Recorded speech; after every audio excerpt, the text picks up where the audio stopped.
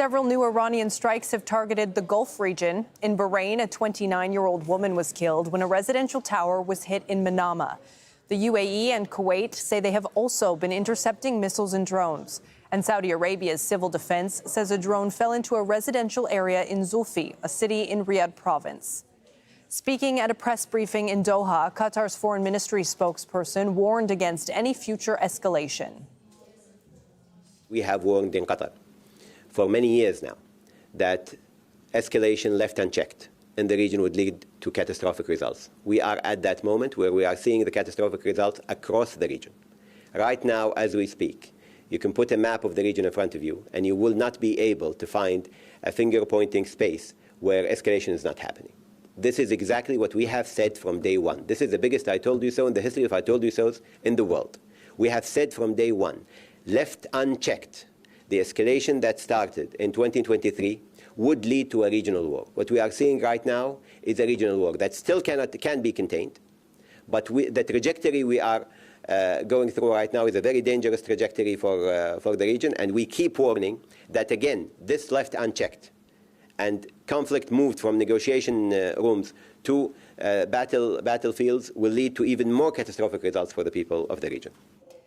Let's go live now to Al Jazeera's Laura Khan, who joins us now from here in Doha. Laura, the Gulf states continue to call for some sort of diplomatic off-ramp, at the same time battling against these assaults that keep hitting these countries in the Gulf. Well, absolutely. And only in the last hour, we received a security alert on our phones to say that the security has been elevated to tell people to get indoors, away from windows, and wait for the threat to be eliminated. Just a few minutes later, we heard a big boom in the sky, and now Qatar's Minister of Defense said they had intercepted a missile attack.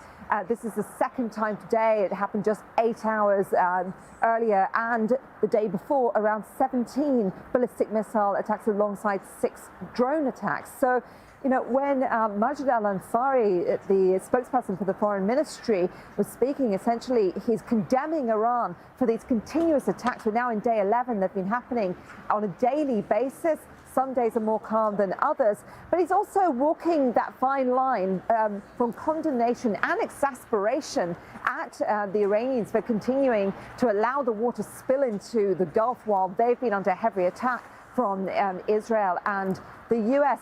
But also that tightrope of diplomacy, asking everyone to come back to the negotiating table. Qatar has a legacy on this negotiating table. They warned, as al-Ansari said, since 2023, that if they don't contain that, if they allow it to go into the battlefield, things could get, as he said, catastrophic.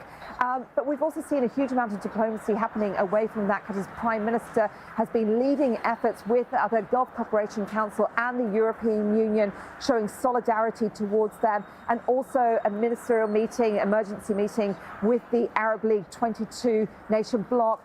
A huge amount of phone calls to China, among other countries. So there's a huge amount going on the sidelines to this.